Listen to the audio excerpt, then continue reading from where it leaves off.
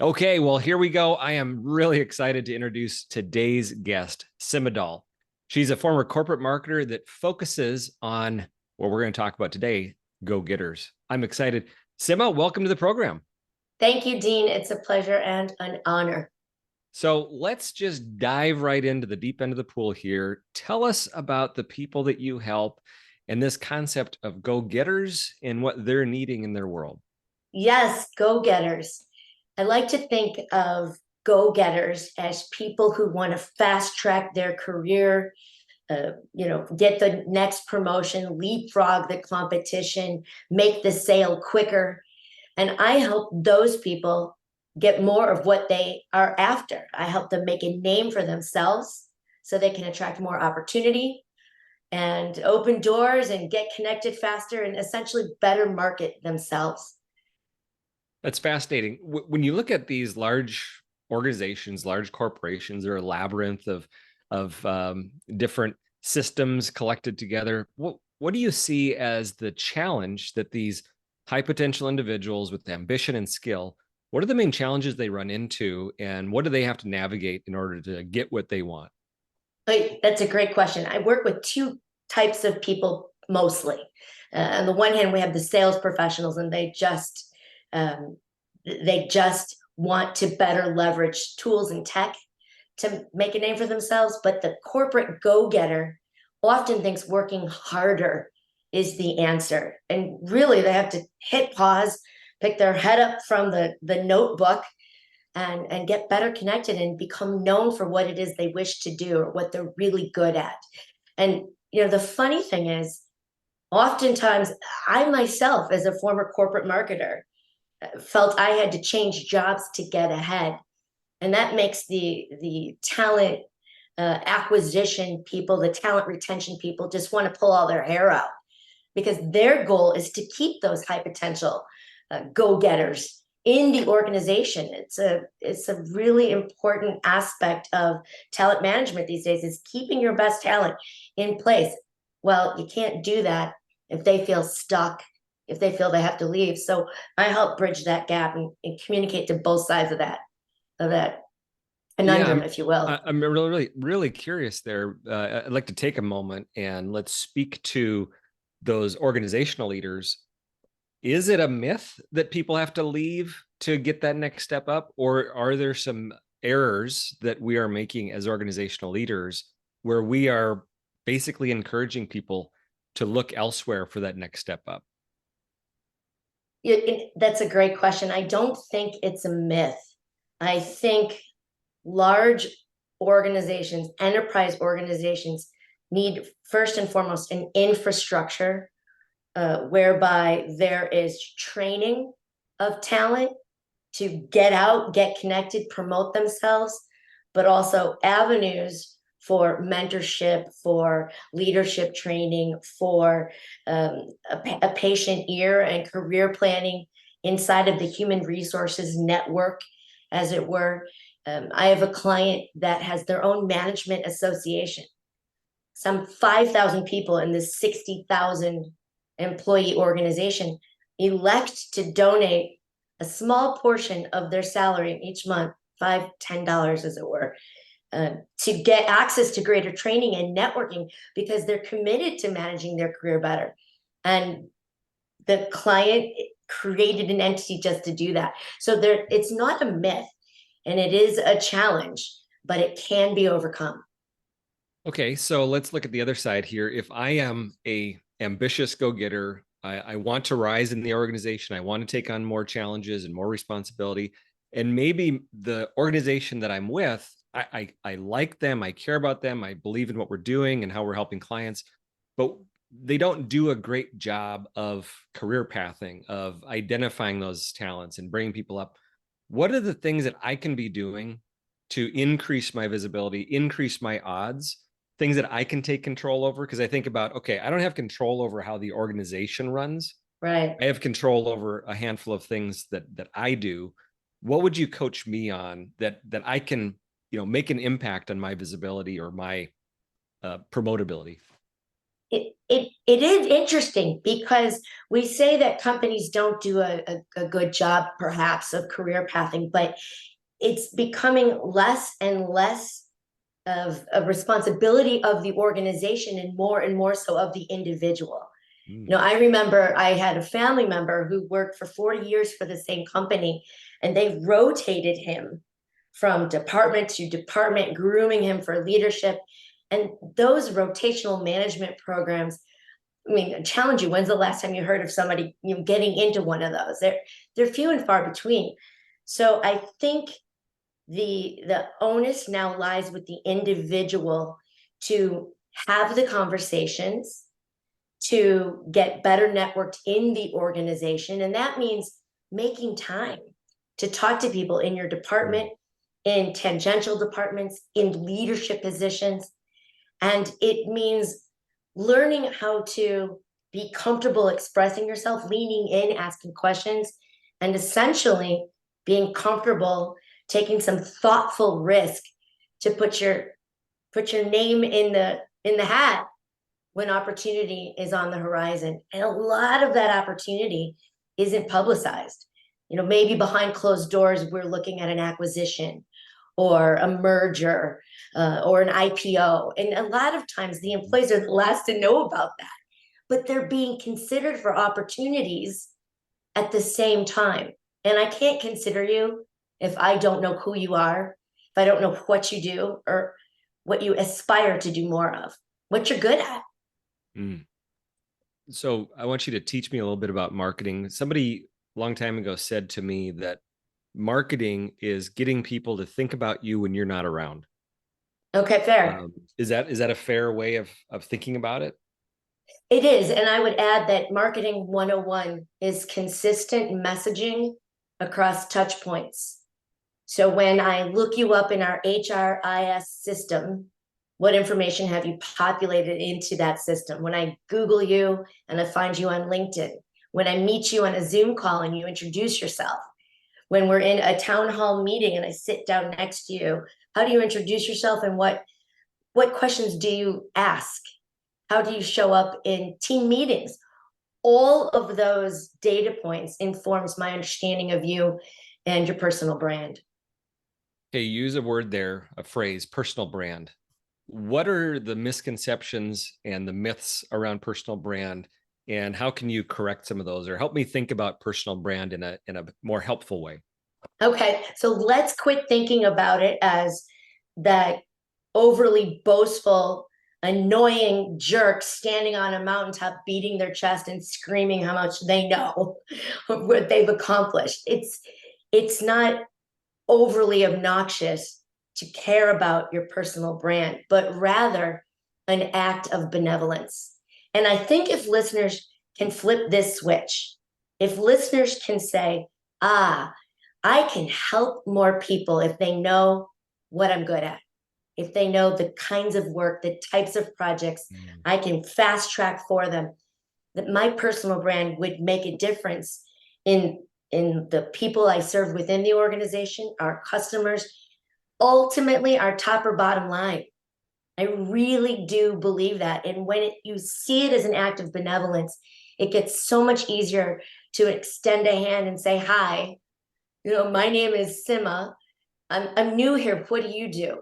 Here's what I'm hoping to do. And have those conversations in which you make an indelible impression on someone.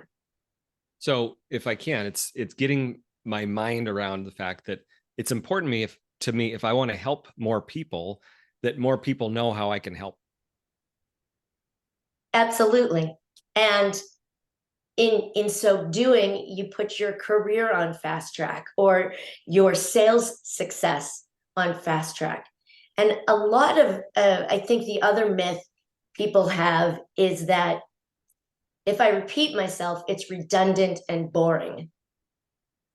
Conversely, it's in the repetition that the understanding happens. It takes a long time to get what I call etched in my mental CRM, in my mental Rolodex.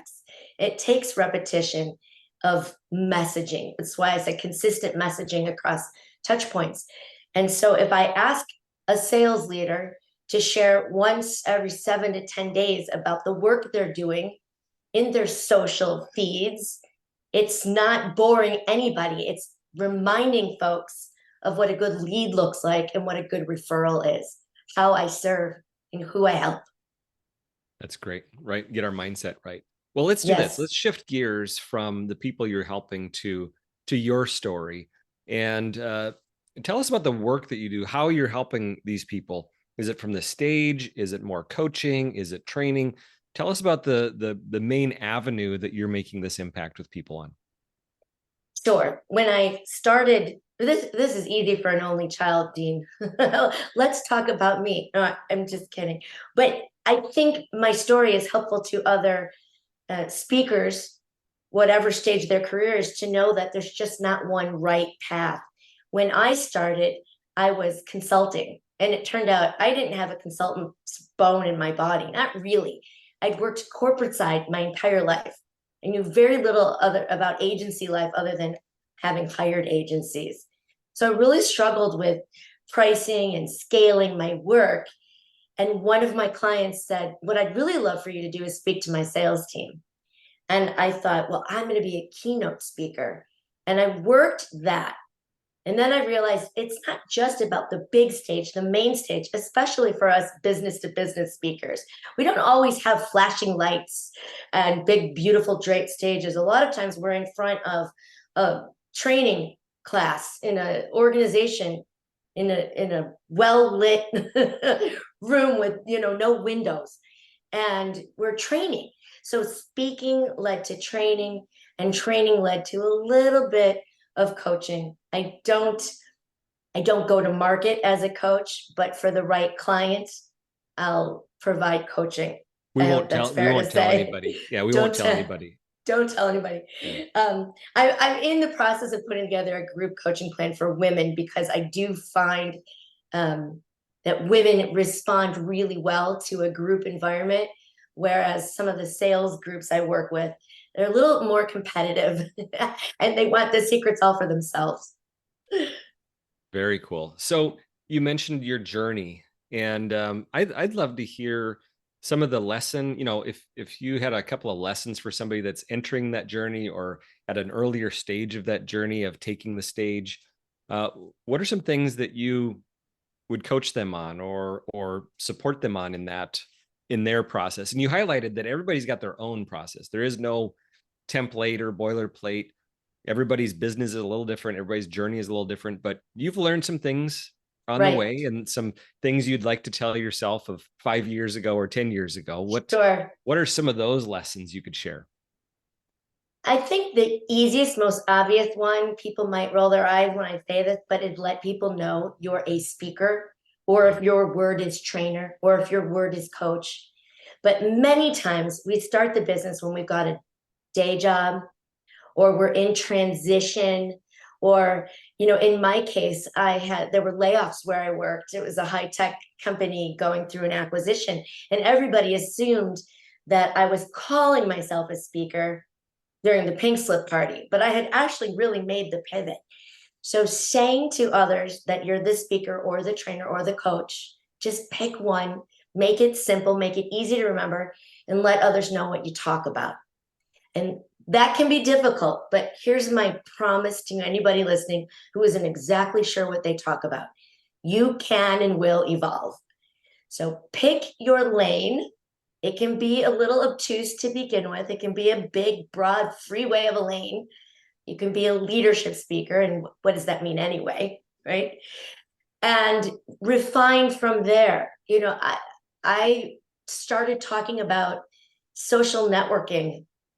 We didn't have the phrase personal branding or social selling back then. And I mostly focused online. And it was only midway through my career, my corporate clients asked me to talk about offline behaviors that a go-getter might embrace to fast track their success. And so it's been 15 years. It's been an evolution every month, every day, really. I'm rethinking what the market needs, and the market changes, and how best to serve. So tell people, pick a lane, trust that you can change it, and Don't be shy about it.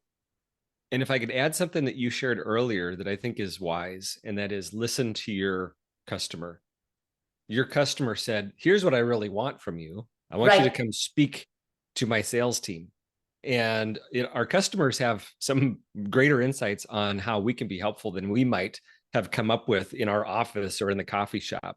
So having those interactions with the customers, listening to what they want to pay for, listening to their pain is really important for our journey, because we are, as you said, Yes. continually evolving our business every day and every week. And we need to be.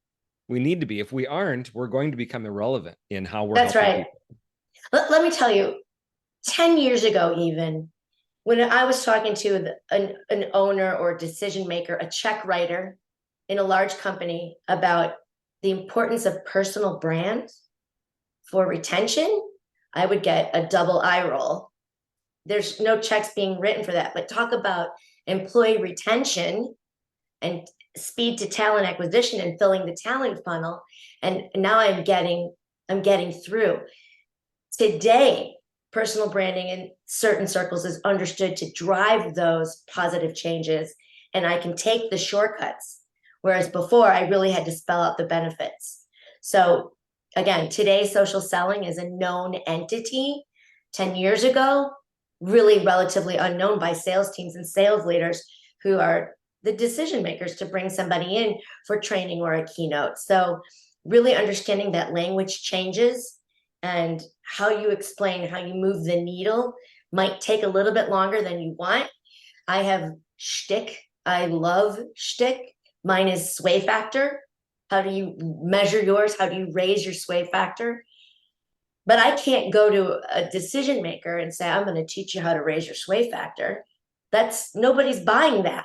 So I really have to get to the business meat of it and as quickly as possible. So I think to your point about it changes every day, so do market needs. And we really got to be in tune with that language wise.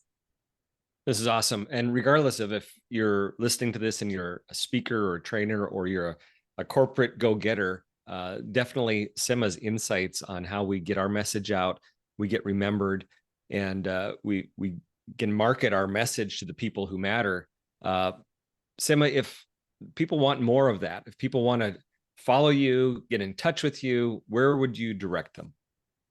The easiest place is my website, which is my first and last name, simadahl.com. SIM as in Mary A.